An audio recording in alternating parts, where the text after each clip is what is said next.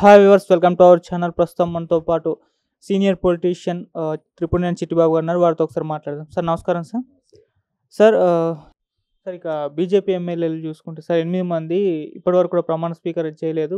అది స్పీకర్ గొడవ విషయంలో ఏంటి, దీన్ని ఏ విధంగా చూడొచ్చు? మరి ఏ ఎందుకు సార్? విధంగా అది వాళ్ళ సిద్ధాంతమే కదా, బీజేపీ సిద్ధాంతమే కదా. ఓవైసీని ఎదిరించడం. ఓవైసీ ప్రోటెస్ట్ స్పీకర్ అయితే మేము ఒప్పుకోము. ఏమిటి అని సిల్లీగా సిల్లీ గొడవలు. బీజేపీలో ఉన్న మాయరోగం అదే. ఒక సిద్ధాంతపరంగా మాట్లాడరు.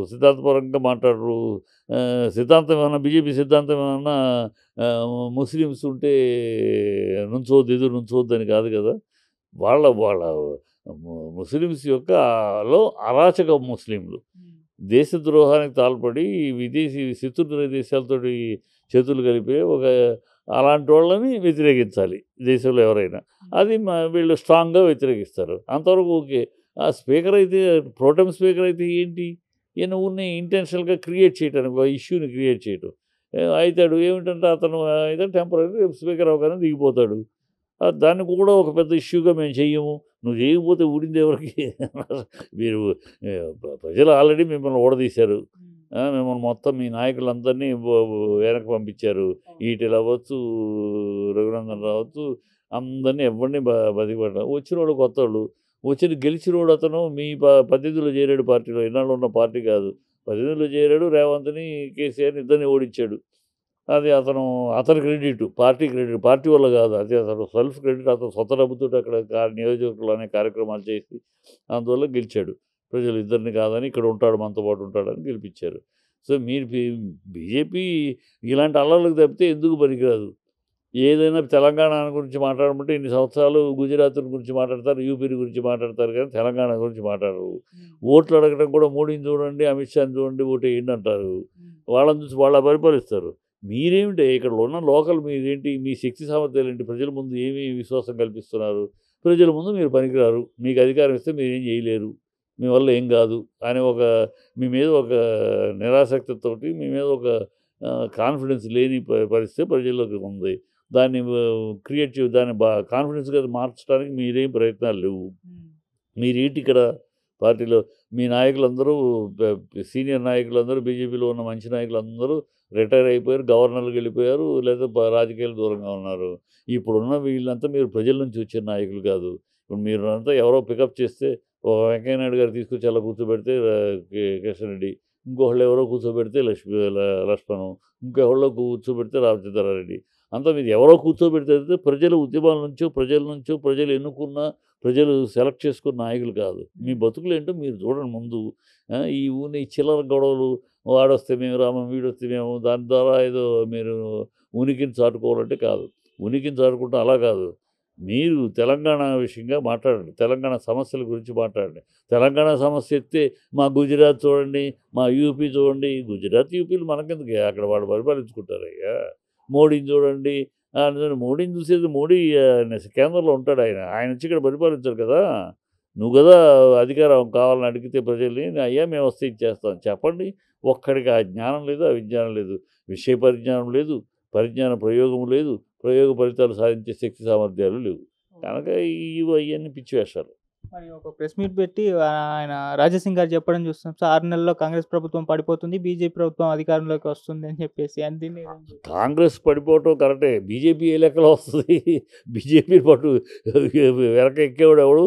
బీజేపీ ఉన్న రాజాసింగ్ పాపం మాట్లాడతాడు, పార్టీ తరపున ఎప్పటి నుంచో ఉన్నాడు, కష్టపడుతున్నాడు, బీజేపీ తరపున మాట్లాడతాడు అనుకో. బీజేపీ బండి ఎక్కేవాడు ఎవడయ్యా? ఇంకో 10 ఏళ్ల పాటు బీజేపీకి పుట్టగతులు లేవు. ఏదో రాజాసింగ్ లాంటి ఒకళ్ళిద్దరు గెలవడం, ఏదో ఈక్వేషన్లో వెంకటరమణారెడ్డి వాళ్ళంటి వాళ్ళు గొరవడం తప్పితే ప్రజల్లో బీజేపీ కోల్పోయింది, అన్నీ కోల్పోయింది. బీసీ ముఖ్యమంత్రిని చేస్తారంటే కూడా ప్రజలు ఎందుకు అంగీకరించలా? మీరు బీసీ, మీ party captain Bandi Sanjay BC, పార్టీని బాగా నడుపుతా అంటే అతను దింపేస్తుంది బీసీ వాడు. మరి బీసీ మీద అంత ప్రేమ ఉంటే అతను ఎందుకు దింపారు? ప్రజలు ఇవన్నీ చూస్తున్నారు. 10 రాష్ట్రాల్లో అధికారులు ఉన్నారు, మరి అన్ని రాష్ట్రాల్లో ఎక్కడ బీసీ లేడే, ఏదో ఒక రాష్ట్రంలో ఎక్కడో ఒక బీసీ చెప్తే ఎక్కడ లేడే. ఇవన్నీ మీరు చెప్పే కహానీలు ప్రజలకు అర్థమైపోతుంది. ఇదంటారు ఇది వర్గీకరణ. ప్రజలకు తెలియదా? వర్గీకరణ బెంగళూరు, కర్ణాటకలో మీ ప్రభుత్వం ఉండగా కర్ణాటకలో అసెంబ్లీలో పాస్ అయింది. కేంద్రంలో బీజేపీ అధికారంలో ఉంది. మరి ఆ అసెంబ్లీలో పాస్ అయిన ఆ బిల్లుని పార్లమెంట్లో ఎందుకు చర్చకి పెట్టలా? ఇవాళ వర్గీకరణ అంటారేంటి? ప్రజలేం మూర్ఖులు కాదు, ప్రజలే అమాయకులు కాదు. ఊరినే గాలి మాటలన్నీ మీరు ఏదో చెప్తా ఉంటే ప్రజలు నమ్మే పరిస్థితులు లేదు. ఈ లోకల్ లీడర్షిప్ బీజేపీ ఎలా ఉన్నారంటే వాళ్ళ మోడీ గారి చేత కూడా తప్పుడు మాటలు మాట్లాడించారు. లేకపోతే మోడీ మాట్లాడరు ఆయన. మోడీ ఇలాంటి కోర్టులో చేయలేదు, అప్పుడు కర్ణాటక అప్పుడు చేయలేదు, ఇది ఇప్పుడు ఇలాంటి విషయాలు ఆయన మాట్లాడు. ఎందుకంటే అది క్వశ్చన్ మార్కు ఆన్సర్. బీసీ ఎందుకు చేయలేదని అడుగుతారు. మనం 10 రాష్ట్రాల్లో చేయలేదు కదా, ఇవాళ ఉన్న బీసీ వాడిని దింపేశాం కదా, మళ్ళీ బీసీని ముఖ్యమంత్రి చేస్తామనే స్లోగన్ కరెక్ట్ కాదు అని ఆయన మాట్లాడు. కానీ ఆయనతో ఆ తప్పు కూడా మాట్లాడించారు. ప్రజల్లో ఇవన్నీ కూడా రివర్స్ అయినాయి. వీళ్ళేంటయ్యా బీసీ బండి సంజయ్నేమో దింపేస్తారా, ముఖ్యమంత్రి బీసీ చేస్తారంటారా, వీళ్ళు నమ్మేది ఎవడు అని ప్రజలు ప్రశ్నించారు కదా. అది ఆయన చేత కూడా తప్పుపడిచి ఇవాళ ఉన్న రాష్ట్ర నాయకత్వం, బీజేపీ రాష్ట్ర నాయకత్వం అసమర్థ నాయకత్వం. మొన్న ఎన్నికలప్పుడు కూడా మనం చూసాం, ఏమంటే కిచెన్ క్యాబినెట్ అని విన్నాం, కిచెన్ సెలక్షన్ అని విన్నామా? మొన్న selection kitchen selection, president selection కాదు, party selection, kitchen selection, party ఆమోదం.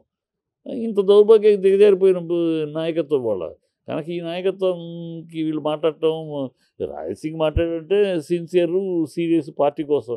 వీళ్ళంతా ఇప్పుడు ఉన్న మిగతా వాళ్ళంతా పార్టీ కోసం ఉన్నవాళ్ళు కాదు, వాళ్ళ కోసం ఉన్నారు. పైన వాళ్ళకి తాళాలు వేస్తూ వాళ్ళ పదవులు వాళ్ళు కాపాడుకోవడం, పార్టీ ఏమైనా పడలేదు. అందుకనే వచ్చిన వాళ్ళని నిలుపుకోవడం చేత కాదు, కొత్త వాళ్ళని ఎంకరేజ్ చేయడం చేత కాదు, యూత్కి అవకాశం ఇవ్వడం చేత కాదు. ఎవరు రాకూడదు. ఇక్కడ మేమే ఉంటాం, మేమే పంచుకుంటాం, మేమే తింటాం, మేమే ఉంటాం. శ్మశానం అయినా పర్వాలేదు, శ్మశానం అయినా మేమే శ్మశానాన్ని కాపాడుకుంటాం తప్పితే ఇలా పార్టీ కోసం కాకుండా వాళ్ళ కోసం బతుకుతున్న జనాలు ఈ నాయకత్వం.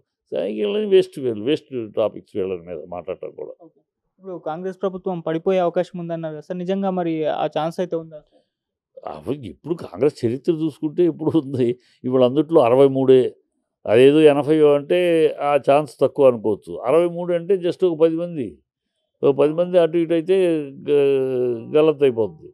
సో ఆ 10 మంది పదవులు పందేరం అయిపోయినాక 67 మందులు అందరికీ ఇవ్వలేరు మంత్రులు. సో 18 మంది మంత్రులు, మిగతా మొత్తం 35 మంది ఉన్నారు కదా. మిగతా 35 మంది ప్రతోడు నేను మంత్రి కావాలి, నేను సీనియర్ని, అందరూ సీనియర్లే, అందరూ ముఖ్యమంత్రి క్యాండిడేట్లే. సో నాకు కావాలని అడుగుతారు. వీళ్ళని ఎట్లా సమర్థిస్తాడు ఈయన?